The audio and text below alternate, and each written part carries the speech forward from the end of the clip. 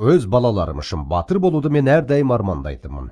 Осы жердегі ең маңызды нәрсені айтып кетейін. Бүкіл әлем бойынша жастармен жұмыс жасаған және 4 баланы өсірген адамның сіздерге кеңесі мынау. Қазіргі таңдағы балаларды қорғау кепілдемесі 20-25 жыл бұрынғыда өзгеше.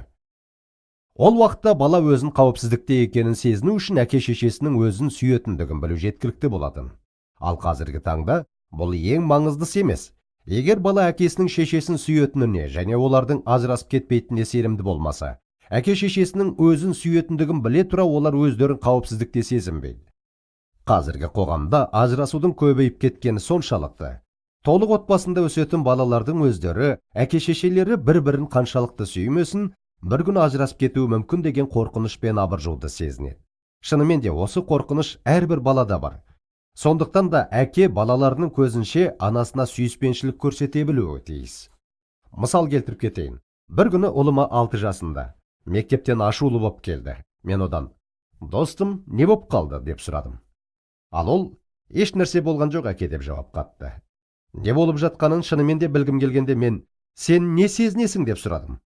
Ол: "Әке, сен анамды тастап кетесің бе?" деп сұрады. Мен осы сұрақты күткен едім. Алайда: "Неге мұны сұрап жатырсың?" деп анықтадым. Түсінесіздер ме? Оның мектептегі 3 досының ата-анасы ажырасып кетті. Балаға мұны түсіну өте қиын. Ол айналасына қарайды да, оның ойы жалғыз бір нәрседе.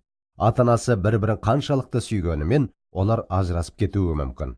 Мен 6 жасар баламды орындыққа отырғыздым да қасына тізерлеп отырдым. Көзіне қарап былай дедім: "Балам, мен сенің бір нәрсені білгеніңді қалаймын. Мен сенің анаңды сүйем. Менің жүрегім тек оған ғана тиесілі." Және даусымды көтеріп былай деп қостым: "Мен анаңды ешқашан тастамаймын. Нүкте." "Рахмет, әке" деп ол қуаныштан айғайлап жіберді.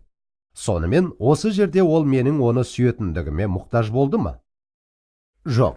Оның анасын сүйем және ешқашан тастамаймын дегенде ғана ол тыныштыққа бөленді. Қазіргі таңда осы бала үшін ең басты кепілдеме. Менің бір танысым осыны менен естіп, ол да қызына осыны айтыпты. Кейінірек ол әйелімен ажырасып кетті, ал қызы ұзақ уақыт бойы оған қатты ашулы болды. Оның көргісі де келмеді. Bir күн ол қызынан: "Неге бұлай істейсің?" деп сұрағанда, "Сен мені алдадың" деген сөзді естеді. "Мен сені ешқашан алдаған емеспін. Алдадың, анамды тастамаймын деп сөз бергенің, бірақ сен оны тастап кеттің." Мінекей осы нәрсе балаға қатты әсер етеді. Сондықтан оған әкесінің анасын шынымен де сүйетіндігін білу маңызды.